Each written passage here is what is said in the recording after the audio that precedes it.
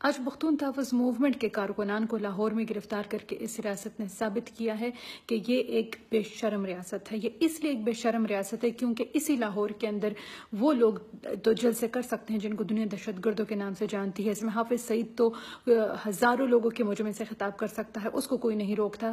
اس میں یا لبیک یا رسول اللہ اور خادم حسین رضوی جیسے لوگ تو جلسے کر سکتے ہیں، یہاں پر وہ غلط زبان کا استعمال کر سکتے ہیں، لیکن یہاں پر ایک عدم تشدد کی آواز پر ایک عدم تشدد کی آواز اٹھانے والا انسان جلسہ نہیں کر سکتا، کیونکہ اگر وہ جلسہ کرے گا تو اس ریاست کی جو کالی پالیسیاں ہیں جو کہ جنگ و جدل کو سپورٹ کرتی ہیں، جو کہ لوگوں پر ظلم کو سپورٹ کرتی ہیں، جو کہ لوگوں کے گھروں کو مسمار کرنے کو سپورٹ کرتی ہیں، ان پالیسیوں سے پردہ اٹھے گا۔ جو مظلوم لوگوں کی آواز ہے وہ ریاست تک پہنچے گی اور وہ باتیں کھل کر سامنے آئے گی جو اسی صوبے کی سٹنگ گورنمنٹ نے اسامہ بن لادن کے ساتھ کی تھی کہ میرے صوبے کو تو کچھ مت کہنا ہے، باقی صوبوں میں خیر ہے، جو کرتے ہو کرتے رہو۔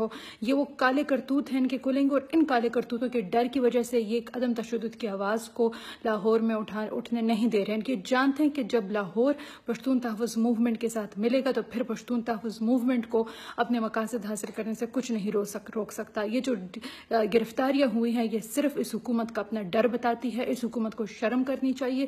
جب اسی مسلم لیگ نون کہ نواز شریف کو عدلیہ نے نااہل کیا تو ہم ان کے ساتھ کھڑے تھے، کیونکہ وہ یہ بات کہہ رہے تھے کہ ہم آئین کی بالادستی کے لیے کھڑے تھے۔ جب آپ کے ساتھ آئین کی بالادستی کے لیے ظلم ہو رہا تھا تو ہم آپ کے ساتھ کھڑے تھے، لیکن ہمیں آج معلوم ہوا ہے کہ آپ آئین کی بالادستی کے لیے نہیں کھڑے تھے، آپ صرف اپنی طاقت کے لیے کھڑے تھے۔ اگر آپ واقعی آئین کی بالادستی کے لیے کھڑے ہوتے تو آج پنجاب کی حکومت پشتون کارکنان کو گرفتار نہ کر رہی ہوتی۔ ہم اس بات کی ڈیمانڈ کرتے ہیں کہ ہمارے کارکنان کو رہا کیا جائے، پشتون تحفظ موومنٹ کے کارکنان کو رہا کیا جائے۔ یہ ہمارا آئینی حق ہے کہ ہم اس ملک میں جلسے کریں، ہم اس ملک میں احتجاج کریں۔ جب ہم تشدد کریں تو پھر آپ بے شک ہمیں گرفتار کریں، لیکن جب تک ہم لوگوں نے قانون نہیں توڑا، جب تک ہم نے تشدد کا راستہ اختیار نہیں کیا، تب تک آپ ہمیں گرفتار نہیں کر سکتے۔ اور اگر آپ گرفتار کرتے ہیں تو یہ آپ صرف اپنی ہی کمزوری بتا رہے ہیں ہمیں۔